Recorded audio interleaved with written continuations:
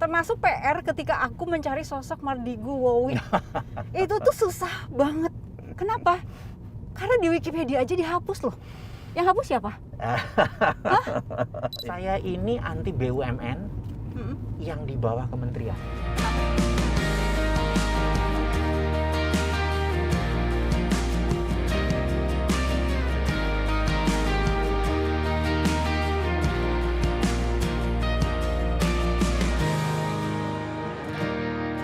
Mas Wowi, apa kabar nih? Alhamdulillah. Oh ya baik. ampun, kayak udah Waduh. berapa puluh tahun aku nggak, bener nggak? Waduh, kita pertama itu zamannya teroris dulu ya. Iya, 2009 tuh lama bener, 2011.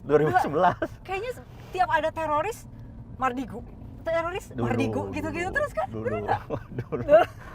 Makanya, dan aku keinget Mbak Indi itu adalah luar biasa, berapa kali ngajarin aku pas lagi break itu, Mas jangan ngomong ini orang penonton nggak ngerti, ngomongnya yang kayak gini. Waduh, you are my mengajari bahasa publik komunikasi di depan Habisnya kan TV live nasional tuh gemeter kita, biasa berhadapan sama orang atau berhadapan sama monitor itu kan aneh. tapi waktu itu tuh sempat yang wow, 400 teroris lebih gitu kan diwawancara sama Mas Wowi gitu kan, itu kan yang bikin orang ya, wow gila gitu kan. Tapi setelah itu menghilang, Mas Wowi hilang dari layar, itu kemana? Lebih banyak di pemerintahan atau gimana? Ya, jadi setiap saya dari Senin sampai Sabtu atau Minggu lah, Senin sampai Minggu adalah makhluk ekonomi gitu ya, binatang, malah binatang ekonomi gitu ya. Tapi di hari Rebo sebuah lembaga pemerintahan meminta saya sebagai staf khusus di bidang intelijen ekonomi. Perlu disebut namanya nggak? Saya harus lapor dulu. Iya. Dan sehingga kalau di hari Rabu tersebut saya mungkin bisa dikatakan sebagai apa ya, Spider-Man kali ya. Nah, di hari biasa saya adalah Peter Parker gitu. Oh, Jadi ya. jadi ya ada ini yang berbeda gitu ya. Dan tapi tugas itu sudah selesai, sudah paripurna. Sekian lama, jadi ya setahun terakhir kita menjadi independen analis deh gitu. Oh gitu. Jadi Dan kayak balik lagi ke aslinya. Selama sekian puluh tahun berbisnis ya itu aslinya gitu. Jadi emang kayak apa? Kayak ada kontrak gitu atau enggak? Di kontrak sekian tahun? Iya, benar. Di kontrak cukup panjang kontraknya gitu. Jadi ya sudah selesai lah. Oke.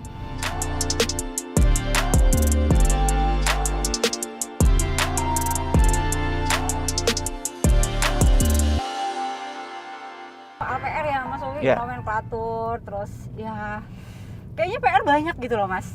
Agree. Iya kan, PR banyak Betul. banget. Termasuk PR ketika aku mencari sosok Mardigu Wowi. Itu tuh susah banget. Kenapa? Karena di Wikipedia aja dihapus loh. Yang hapus siapa? Ini menarik. Yang hapus siapa? Itu nggak Oke. ada. Jadi aku tuh mesti yang PR-nya tuh nyari Mardigu Wowi. Itu harus nelpon sana sini sana. Ini siapa nih? Orangnya siapa sebenarnya gitu. Satu pertanyaan. Siapa yang hapus Wikipedianya Mardigu Wowi Prasetyo? Kayaknya ada hal yang nggak bisa dijawab di publik nih. Tapi tahu siapa yang hapus? Bilang Gitu ya. dulu. Bilang dulu. Izin? Bukan izin. Apa? Udah dieksekusi baru dia lapor gitu ya. Dengan alasan apa katanya? Wah ini, aduh ini Mbak, kita cari pertanyaan lain aja yang lebih seru deh. Enggak, penasaran gitu. Iya, Segitu iya. pentingnya kah orang ini sehingga tidak perlu ada di Wikipedia gitu? Kita ngejawabnya begini. Apa? Banyak sekali informasi-informasi yang kita ungkap yang bahkan tidak keluar di mainstream news. Iya. Gitu ya. Sehingga banyak orang bertanya, ini orang dapat data dari mana? Banyak info yang dikeluarkan oleh Mardigu Wowi, ya. Sehingga tidak perlulah nama itu ada di Wikipedia. Betul. Oke. Jadi dimintain data keluar terus. Jadi kita akan Yang ngasih data siapa? yang menghilangkan nama kita. Oh, baik. Baik. Oke. Dan itu. ada beberapa identitas lagi yang harus diselamurkan versi mereka gitu ya. Sehingga kalau perlu ini kesannya adalah seorang bosman ini adalah penjual ludah. Bosman ini adalah orang yang penipu gitu ya. bikin-bikin analisa konspirasi, Iya gitu. abal-abal lah Nah, gitu. memang harus digitukan. Padahal bener. Analisa konspirasinya bener. Iya karena jadi gini, kalau kita disuruhnya gitu kan, data benar, 1 menyelamurkan, 7 data benar ini hilang. Jadi mereka bilang, ini orang ngomong apa sih, mau lari kemana? Tetapi mereka yang ngikuti secara urutan, mereka pasti dapat AHA-nya.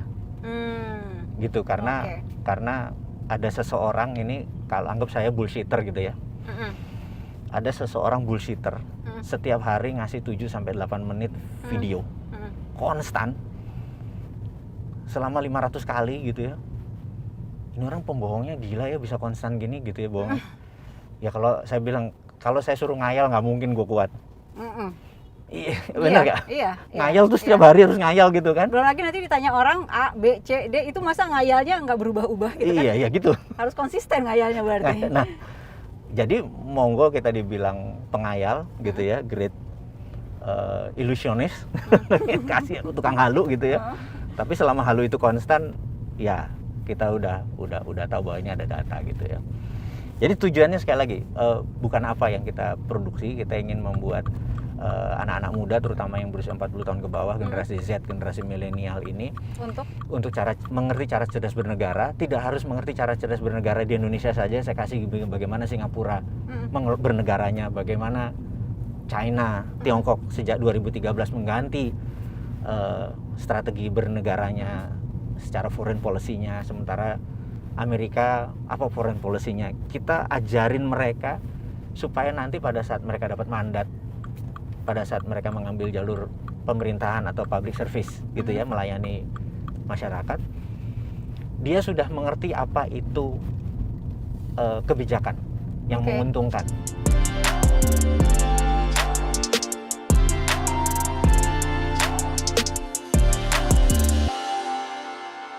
Indonesia itu kan ya damai-damai tapi anget, sebetulnya tuh kayak ada sekam gitu loh. Ya kan? Kayak damai tapi kayak ada sekam, kayak ada ya dikit digosok aja udah langsung panas gitu. Jadi kalau mau sederhananya begini, Mbak Indi ingat suatu hari dulu di TV ada seorang magician. Magician ini dia membuka seluruh tabir rahasia bagaimana orang melakukan magic. Sehingga orang kalau melakukan trik yang sama garing. Nah, banyak dia diprotes, mungkin 90% magician protes sama dia karena gara-gara dia begitu dia nggak bisa dagang. Karena iya dia kan? buka. Karena gitu dia kan? buka. Misalnya trik ternyata gitu doang, sulap gitu ya. Magic. Telur dimasukin ini ke ando sapu tangan terus dipecah terus masih telur juga. Loh, tadi ininya kemana gitu ya? Dulu kita penuh aha, penuh wow gitu ya. Begitu dibuka, gitu doang. Ya. Nah, akhirnya kan 90% magician hampir bubar karena nggak bisa dagang, marah. Tetapi di sisi lain, magician yang benar-benar berkreasi menciptakan new magic dan itu mereka tutup. Sekarang magician dan ilusionis menjadi lahan yang baru yang nggak bisa ditiru. Dan itu sekarang naik 2-3 level. Bayangin kalau dia dulu 15 tahun yang lalu dia tidak buka, maka magic akan menjadi sama dengan 100 tahun yang lalu. Nah, balik lagi ke yang itu. Nah, Bosman ini niatnya adalah membuka magic reveal, the political reveal mau dibuka. Supaya yang anjing-anjingin kan banyak, kampret tuh bangke tuh Bosman gitu kan. Dibuka nih rahasianya, gini loh cara korupsi. Jadi korupsi yang paling rendah adalah makan anggaran. Korupsi yang paling tinggi rubah kebijakan. Wah, ini ada magic yang harus dibuka nih. Hal ini. Tapi jangan sekarang, ini masih anget. Kalau masih anget nanti tujuan dia yang mulia tidak tercapai, tujuan yang ini yang mulia tidak tercapai. Ada dua yang mulia berarti ya? Karena kita nggak kan CCM, semua orang punya cita-cita mulia kan. Semua orang punya CCM-nya masing-masing gitu ya, punya kebenarannya masing-masing. Itunya jangan dirusak dulu. Karena kita nanti menjadi orang yang ya persona non grata dari semuanya. Sementara kan kita mau ambil pelajaran, kita bukan mau jadi terkenal. Kita nih nggak nyari nama kok gitu ya. Jadi kita nih nggak nyari jeneng bahasa Jawanya, kita nih nyari jenang gitu ya, nyari duit, bukan jeneng gitu. Nah ini, jadi suatu hari kita akan buka dari sisi kebenaran dari dua belah pihak. Dari kedua belah pihak. Dari kedua belah pihak. Jadi orang bisa ngeliat, oh ini landasannya ini, oh Cinanya begini, Amerikanya begini, Tiongkoknya begini, oh tujuannya ini. Indonesia, oh ininya gini, nah gitu, sabar, gitu ya. Oh salah toh ternyata, nah gitu kan. Aduh. Sabar. Jadi saya beberapa kali kalau teman-teman mulai hafal dengan gayanya kita nunggu cool baru kita naruh gitu. Cool kayak sekarang ini orang lagi rame HRS, lagi rame tembak-tembakan. Dia masih bilang Biden bisa kalah, Trump bisa menang. Lu gila kali ya.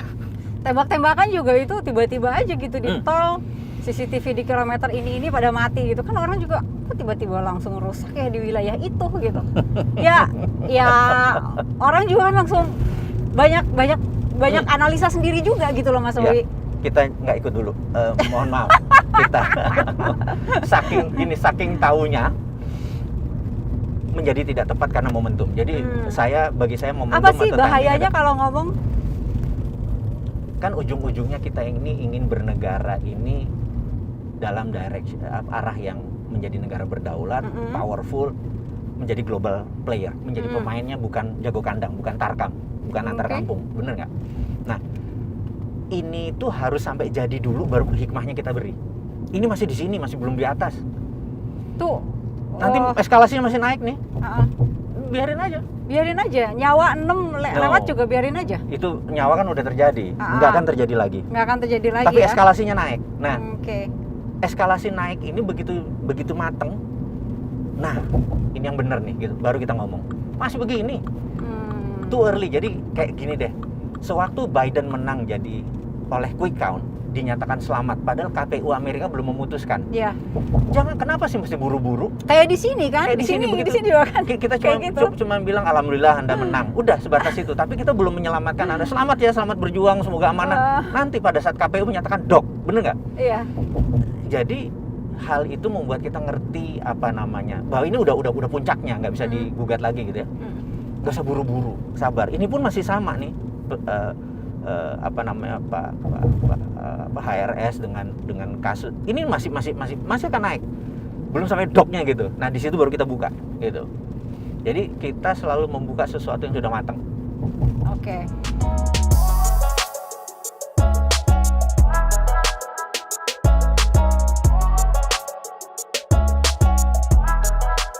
1989 waktu itu ada Tiananmen, peristiwa Tiananmen.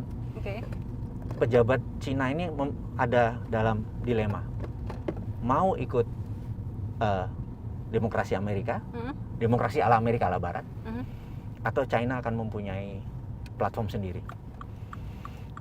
12 jenderal menghadap Politbiro, kalau ikut Amerika tebas saya leher kami. Boleh baca, itu judulnya adalah bukunya The Secret Meeting That Changed China. Itu judul bukunya. The New Tiananmen Papers. Ini akhirnya China waktu dulu Michael Hudson, guru besar ekonomi, ngajar di Peking University. Xi Jinping adalah salah satu murid dia. Jadi mereka bilang konsepnya Hudsonian akan dipakai.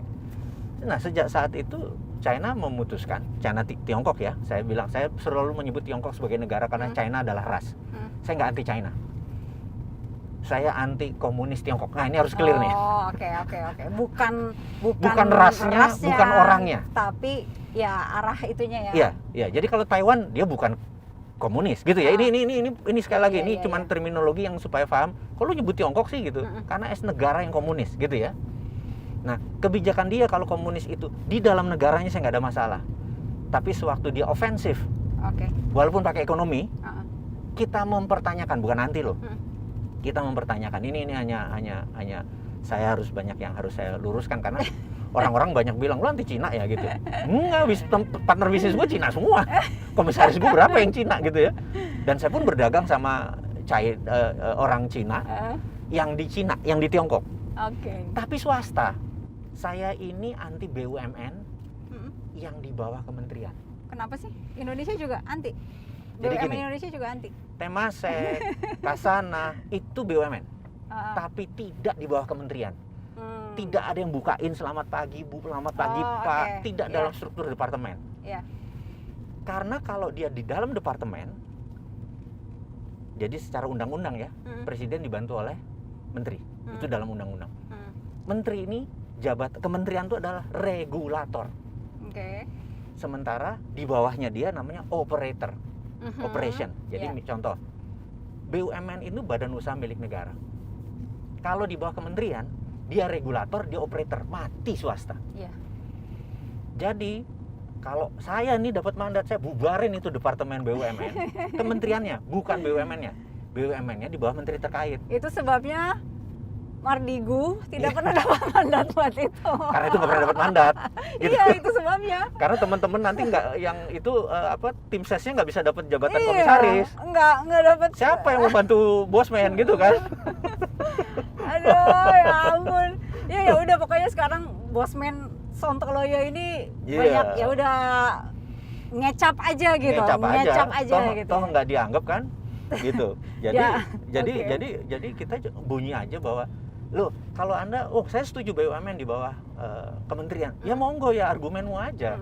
Kita nggak setuju karena begini, karena akhirnya menjadi lahannya tim ses untuk duduk. Sementara kalau bosman dapat mandat, tim ses nggak dapat apa-apa. Ngapain gue bantu dia, bener nggak? Iya, itu. Jadi saya pikir oke, kita paham, bener nggak? Gitu. Nah, ya gitu.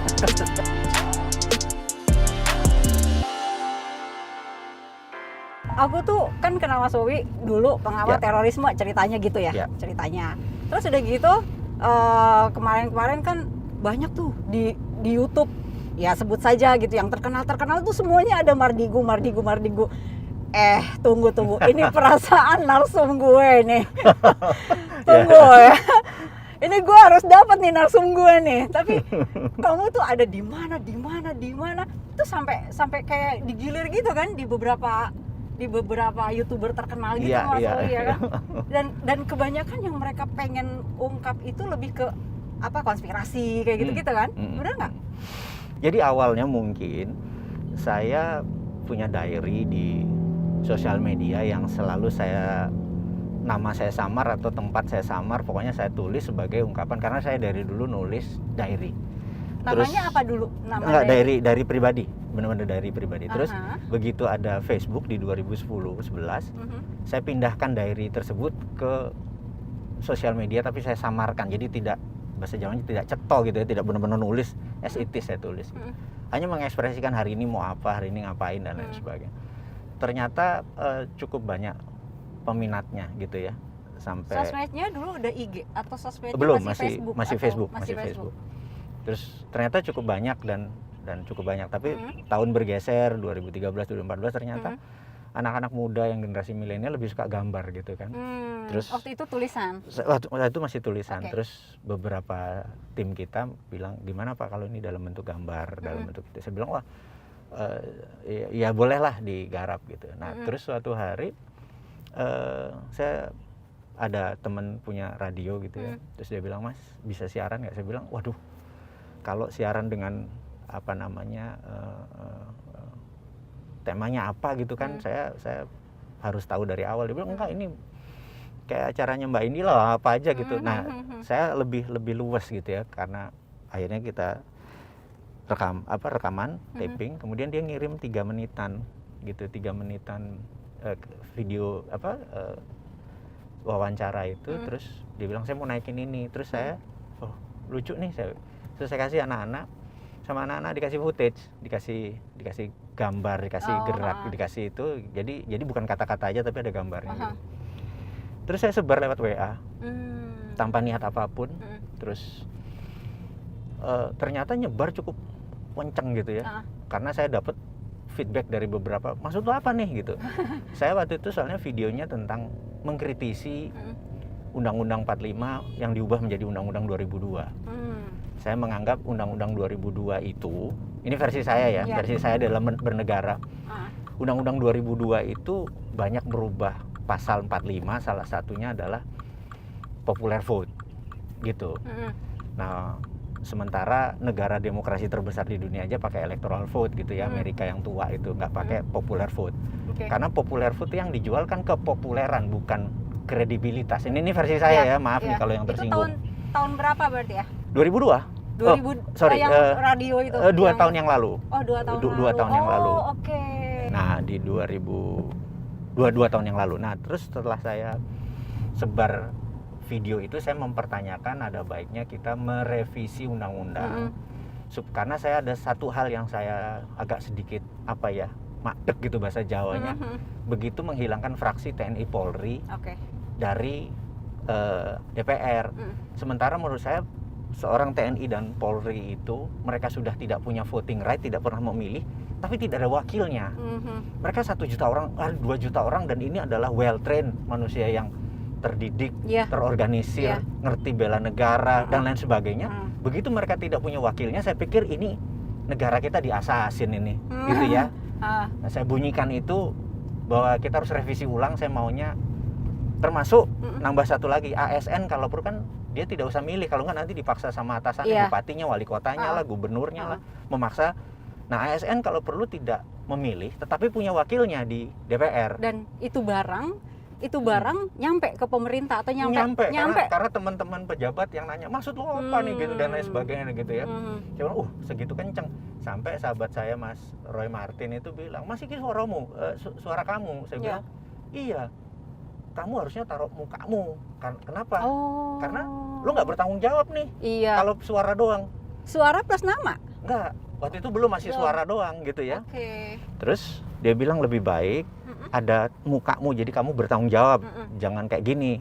Saya pikir benar juga. Tapi saya kalau taruh nama saya dibilang jualan. Bener nggak? Lah saya kan nggak niat jualan, gue orang mau pensiun kok, saya bilang gitu. Terus gini aja, taruh namamu aja, jadi bertanggung jawab gitu. Nah terus video berikutnya kita taruh nama tapi kita nggak taruh foto karena kita nggak ada niatan untuk jualan gitu ya. Kita cuman akhirnya video 2-3 kita taruh di YouTube, ternyata responnya cukup bagus. YouTube pertama YouTube. Mas Wowi tahun berapa berarti? 24 Juni 2019. Baru dong? Baru. Itu YouTube pertama? YouTube pertama. Tapi sekarang followernya udah edan-edanan gitu ya? Ya itu yang nggak ngerti, karena kita nganggap satu, tema kita berat kan. Kita rencananya mau buat 1000 video cara cerdas bernegara. 1000, sekarang baru 450. Ya berarti kan, dan itu setiap hari gitu ya, kita berikan teman-teman milenial. Saya merasa sejak reformasi 98 itu PMP, Pendidikan Moral Pancasila, kemudian P4, bernegara kita tuh sangat kecil sekali porsinya, bahkan nggak ngerti sejarah, banyak nggak ngerti. Orang isinya hafalan semua dan porsinya mengecil. Jadi saya pikir terus juga pejabat sekarang banyak nggak ikut Lemhanas. Dulu di zamannya zaman Pak Harto apalagi ya, kita bukan membanggakan atau menjelekkan, tapi sisi positif kita lihat di zaman Pak Harto itu semua calon menteri di Lemhanaskan. Jadi Lemhanas dulu. Jadi kalau udah dipanggil Lemhanas, ini calon menteri nih. Padahal dari 100 orang yang dipanggil cuma 1 yang jadi gitu ya. Kalau sekarang ini dia jadi dulu. Sementara bela negaranya tidak ngerti. Jadi menurut saya karakter dia sebagai negarawan atau statement belum jadi. Nah boleh dong kita bersuara bahwa ada baiknya mereka sebelumnya dilemhanaskan dulu. Jadi kalau ada misalnya Pak Presiden sekarang mau reshuffle nih, mungkin saya kasih judul Pak Jokowi Get Talent gitu ya. Tapi menteri. Tapi ada 2 tuh yang menteri harus diisi kan? Kalau perlu semuanya di reshuffle lagi. Serius? Nggak ada satupun? Kalau perlu ada satu menteri yang dipakai di semua posisi juga kan? Oh gitu ya. Itu berarti sangat penting kan posisinya? Kenapa dia bisa begitu saya juga nggak tahu ya. Kita nggak usah membahas itu. Iya, nah jadi semua harusnya di reshuffle itu, walaupun nanti dibalikin lagi di posisinya, tapi sebelum itu ada baiknya dia diikutkan di Lemhanas misalnya, atau lembaga sejenisnya juga nggak tahu ada. Dia harus intens sekali gitu ya, memahami tentang bela negara dan untuk menjadi statement lah atau menjadi negarawan, sehingga waktu dia duduk kebijakan-kebijakan dia pro rakyat, ngerti apa itu pro rakyat, pro oligarki, pro sendiri. Tapi bicara soal bela negara tuh Mas, kalau ada gangguan-gangguan dari misalnya Malaysia klaim lagu apa gitu, tuh orang-orang Indonesia tuh pada berkobar itu. Itu kita harus memahami bernegara tuh ada 7 pilar. Mungkin sekarang 9 pilar. 7 pilar kan IPO, Lexos, Bud, Hankam. Ya kan? Ideologi, politik, ekonomi, sosial, budaya, pertahanan dan keamanan. Nah, saat ini di Indonesia sejak 2002 karena kita pakai popular vote, maka isi media 80% masalah politik. TV kita ini coba aja isinya yang paling banyak apa gitu ya. Jadi bahkan ngomong di warung aja politik gitu. Iya. Iya. Nah, sementara di negara lain ya porsinya cuma 1/7 paling banyak gitu ya. Nah, bisa kita lihat sosial medianya di Jepang, sosial medianya di Korea, sosial medianya di Singapura, sosial medianya di Amerika. Jatah politik kecil sekali. Jadi nggak kayak kita tergila-gila sama politik gitu. Tergila-gila ya. Iya, sehingga ekonomi kita tidak grow seperti seharusnya. Sosial budaya kita tidak memahami bahwa TikTok itu bisa merupakan tool Betul. sebagai intelijen untuk mempengaruhi dan lain sebagainya dan lain sebagainya. Betul. Nggak tahu, lo asik kok gue main TikTok gitu ya. Nah, ketidakfahaman ini sudah semakin panjang dan mungkin saya sebagai orang nasionalis patriotis ya ngambil genre sendiri deh gitu ya. Itu agak melihat itu sebagai national threat. Nah, saya mempertanyakan kepada negara kita saat ini, who define atau siapa sih yang menentukan national threat di negara kita? Kayaknya Ancaman? Nggak ada. Nggak ada, di kita nggak ada ya? Nggak ada. Harusnya ada. Harusnya ada. Di Amerika ada NSA, National Security Agency, ada eksekutornya CIA dan lain sebagainya gitu ya. Terus ada Defense Intelligence Agency. Di Indonesia satu-satunya negara dari 160 negara yang nggak punya badan intelijen pertahanan gitu ya. Jadi kalau BIN itu usernya presiden, BAIS itu usernya panglima, Menteri Pertahanan harusnya ada dia ya. Tidak harus rumit, dan tidak harus banyak, karena ini bidangnya beda-beda gitu. Bidangnya pertahanan beda sama keamanan gitu ya. Keamanan ranah polisi, pertahanan ranah militer. Militer tugasnya satu, eradicate threat, meniadakan ancaman. Polisi tugasnya adalah mempidanakan ancaman. Dua hal yang berbeda. Ini meniadakan ancaman. Kalau belum ada ancaman udah hilang dulu gitu kan. Iya. Itu memang fungsinya. Nah, ini begitu ada ancaman atau threat tadi, udah jebol duluan, udah maling, udah korupsi, dia baru mempidanakan. Ini pra, ini after, gitu kan. Yang begini-begini ini nomenklatur negara toto dahar kalau orang Jawa bilang tuh. Saya banyak terminologi Jawa karena latar belakangnya Jawa Timuran gitu. Makan aja ada totonya gitu ya, piring di sini, sendok di sini, garpu di sini gitu ya. Nah, nomenklatur bernegara ini banyak yang harus dibetulin. Misalnya Departemen Sosial itu jangan di bawah negara atau pusat, tapi Departemen Sosial yang lebih tahu adalah pemerintah daerah. Jadi bubarin aja tuh departemen itu. Gus Dur udah coba bubarin dan ngerti kan, Gus Dur bubarin. Sekarang setiap menterinya korupsi. Gitu kan. Dari dulu dibubarin gitu kan. Gitu. Bernegara itu Anda akan punyai power, Anda akan mempunyai kedaulatan, dan saat ini Indonesia sebenarnya negara yang harusnya menjadi global player, bukan follower. Dan untuk menjadikan negara global player, Anda harus berdaulat. Anda tidak boleh bergantung pada asing atau bergantung pada bahkan teknologi asing, pengetahuan asing dan lain sebagainya. Anda harus bergantung pada kekuatan sumber daya manusia Indonesia, sumber daya alam Indonesia, dan ini adalah power. Kita punya geopolitik yang besar. Geopolitik adalah kekuatan geografi untuk keunggulan politik, dan geoekonomi adalah kekuatan geografi kita untuk keunggulan ekonomi. Jadi kita mau mengingatkan dengan cara cerdas bernegara. Saya harap ke depan 2024 sampai seterusnya Indonesia bukan lagi negara yang follower atau me too, tapi menjadi negara berdaulat yang punya arah yang jelas. Saya harap teman-teman muda rajin baca buku, berdiskusi yang sehat, tidak mengkritik tanpa ada solusi, dan terus semangat walaupun Anda merasa ekonomi sekarang berat karena masalah COVID. Tapi ini semua adalah great reset yang membuat Indonesia menjadi negara terbaik. Terima kasih. Serius banget ya? Iya dong. Serius banget ya? Pesan-pesan dari Bosman Sontoloyo. Itu. Thank you Mas Uwi. Sayang, thank you. Udah off nih ya? Nanti aku offin. Mau di offin apa enggak? Offin aja. Jadi tadi udah dijemput dari Jumatan kita terus iya jalan-jalan, ya udah. Dari 2009 it's been very 11 tahun ya. 11 tahun dan saya terus ingat pelajarannya Mbak Ini. Aduh. Live pertama dia bilang, Mas jangan terangin terlalu detail Mas, orang nggak peduli Mas, yang penting lu buat rasa orang tuh semangat Mas, rasa yang dijual rasa. Saya ingat banget tuh. Jadi rasa tuh gimana? Jadi kalau dulu Martin bisa nembak segala macam, jangan Matiin yang begini orang lebih suka. Oh no, tuh saya dalam hati. Oh jadi bukan informasi yang seperti lahir tanggal berapa, anaknya berapa. Wah, enggak. Orang bisa baca lah Orang itu bisa mah. baca kalau gitu. Oke. Dan itu benar-benar menjadi sebuah pattern sampai saya sekarang pun nulis buat video. Nggak pernah cerita detail. Cerita yang penting orang Yang exciting orang aja. exciting. Iya, betul. Betul. Jadi thank you. Mbak Oke. udah memberikan kontribusi yang luar biasa. Ada enggak lah. Oke, Let's thank tell you the Mas truth. Uwi. Sama-sama, thank you. Cepet sembuh.